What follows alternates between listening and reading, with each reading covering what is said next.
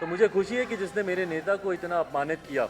दुख होता है कि मेरे परिवार के कुछ सदस्य आज उन्हीं की गोद में जाकर बैठे हैं मंत्री बनने के लिए, पर मुझे खुशी है कि मेरे नेता को जिसने अपमानित किया, उनकी पार्टी को हम लोगों ने सीमित किया। आने वाले समय में मुख्यमंत्री नीतीश कुमार जी जल्द बिहार के पूर्व मुख्यमंत्री के तौर पर पहचाने जाएंगे, ये मेरा लक्ष्य है। आज रामविलास पासवान की पहली बरसी है और हमारे साथ चिराग पासवान हैं जो नई एलजेपी है उसके अध्यक्ष।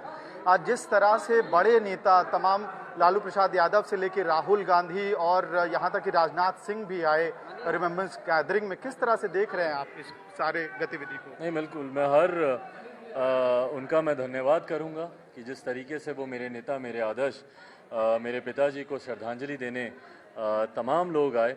और पुण्यतिथि दिन ही ऐसा है कि जब आप सब इकट्ठे होकर आपने जिसको खोया है आप उनको याद करते हैं। तो ऐसे में जब ये तमाम लोग आए, मेरे नेता की खूबी ही यही थी कि अक्रॉस पार्टी लाइन उनके सबके साथ बहुत मधुर संबंध थे, सबके साथ व्यक्तिगत उनके रिश्ते बहुत खूबसूरत थे। दलगत राजनीति अपनी अपनी जगह पर है, पर व्यक्तिगत तौर पर उनके संबंध सबके साथ बहुत अच्छे थे।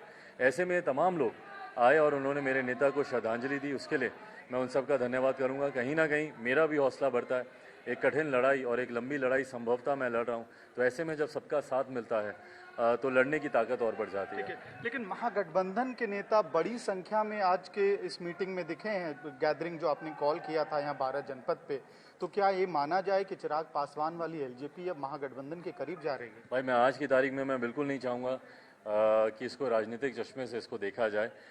जैसा मैंने कहा कि मेरे नेता के संबंध सबके साथ बहुत अच्छे थे, ऐसे में हर वो व्यक्ति जो उनके प्रति अपनी श्रद्धा रखता है वो उनको श्रद्धांजलि देने यहाँ पर आया। अब इसमें एनडीए के कौन, महागठबंधन के कौन, ना मैंने इस रूप में किसी को बुलाया था, ना मैं इस रूप में किसी को कम से कम इस कार्यक्रम में देखना चाहूँगा। मुझे खुशी है कि सब लोग बड़ी संख्या में यहाँ पर आए और उन्होंने ना सिर्फ मेरे नेता को श्रद्धांजलि दी पर मुझे भी अपना आशीर्वाद दिया। लेकिन आपके चाचा और जदयू के नेता दोनों नदारद दिखे आज की सभा में। देखिए, जदयू और ख़ास तौर पर उनका नेतृत्व करने वाले मुख्यमंत्री नीतीश कुमार जी, उन्होंने हमारे नेता को अपमानित करने में कभी कोई कसर वैसे भी नहीं छोड़ी। उनके जीते जी भी उन्होंने हमारे नेता को निरंतरता में अपमानित किया। और आज उनके दुखद निधन के बाद भी जब पटना में भी हम लोगों ने बरखी का कार्यक्रम किया, पुण्यतिथि तो चलिए हर साल मनती है, पर बरखी इंसान के जाने के बाद सिर्फ एक बार मनाई जाती है। उस बरखी के बोझ में भी मुख्यमंत्री नीतीश कुमार जी ने पटना में रहकर भी आना ज़रूरी नहीं समझा। यही कारण है जिस तरीके से हमारे नेता आदरणीय रामविलास पासवान जी को मुख्यमंत्री नीतीश कुमार जी ने बार बार अपमानित किया। यही कारण है कि पिछली बार लोक जनशक्ति पार्टी ने उनके खिलाफ अकेले चुनाव लड़ने का फैसला किया। और मुझे खुशी है, मुझे गर्व है इस बात का, और मैं धन्यवाद दूंगा पार्टी के अपने तमाम कार्यकर्ताओं का, तमाम प्रत्याशियों का, कि आज हम लोग की वजह से मौजूदा मुख्यमंत्री नीतीश कुमार जी की पार्टी तीसरे नंबर की पार्टी बनी हुई है। आधी से भी कम सीटों पर हम लोगों ने उन्हें सीमित किया है। इन दोनों उपचुनाव के बारे में मैं पूरे विश्वास के साथ कह सकता हूं, जहां एक तरफ मेरा विश्वास है कि लोक जनशक्ति पार्टी, रामविलास, ये दोनों उपचुनाव बिहार में जो हो रहे हैं वो जीतेगी। साथ ही में ये बात मैं दावे के साथ आपको कह सकता हूं, चाहे तो मैं आपको लिख के देने को तैयार हूं, कि ये दोनों सीटों पर कम से कम जनता दल यूनाइटेड का प्रत्याशी तो 7 जन्म में जीत हासिल नहीं कर सकेगा। तो मुझे खुशी है कि जिसने मेरे नेता को इतना अपमानित किया। दुख होता है कि मेरे परिवार के कुछ सदस्य आज उन्हीं की गोद में जाकर बैठे हैं मंत्री बनने के लिए, पर मुझे खुशी है कि मेरे नेता को जिसने अपमानित किया, उनकी पार्टी को हम लोगों ने सीमित किया। आने वाले समय में मुख्यमंत्री नीतीश कुमार जी जल्द बिहार के पूर्व मुख्यमंत्री के तौर पर पहचाने जाएंगे, ये मेरा लक्ष्य है। पहला टारगेट जदयू और नीतीश कुमार हैं।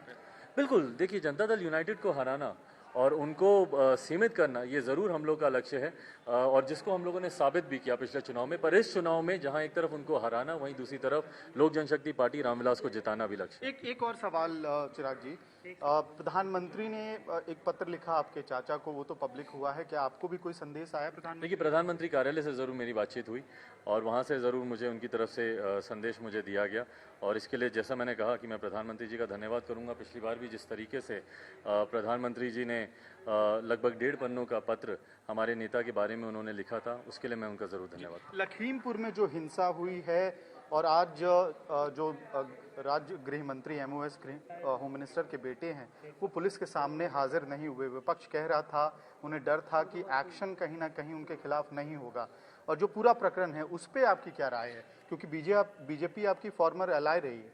देखिए, बात फॉर्मर एलाई की नहीं है, बात सही और गलत की है, और मुझे लगता है इसकी निष्पक्षता से जांच होनी चाहिए, क्योंकि दोनों तरफ के पक्ष मजबूती से सामने आ रहे हैं। हमने कई ऐसे वायरल वीडियोस देखे हैं जिसमें जिनका आप जिक्र कर रहे हैं उनको दोषी बताया गया है। कई और वायरल वीडियोस जो कि सोशल मीडिया पे ट्रेंड कर रहे हैं जिसमें दूसरे पक्ष अपनी बातों को रख रहे हैं। मैं इन्वेस्टिगेटिंग अथॉरिटी नहीं हूँ, ना ही हम में से कोई भी हो सकता है। मुझे लगता है पूरी तरीके से जांच का विषय है और जांच निष्पक्ष होनी चाहिए, टाइम बाउंड होनी चाहिए और उसके बाद जो भी दोषी होना चाहिए कड़ी से कड़ी कार्रवाई। देखिए, हकीकत है कि घटना तो घटी है, दुखद मृत्यु इस घटना में हुई है और निर्दोषों की इसमें जान गई है, तो दोषी जो भी हो उसके ऊपर सख्त से सख्त कार्रवाई होनी चाहिए। अपनी देनी चाहिए, अरेस्ट देना चाहिए बीजेपी नेता के बेटे को। देखिए, मुझे लगता है अगर आप सही हैं तो आपको डरने की बिल्कुल ज़रूरत नहीं है। अगर आप सही हैं, आप आइए, आप अपनी बातों को मजबूती से अपने पक्ष को आप रखिए।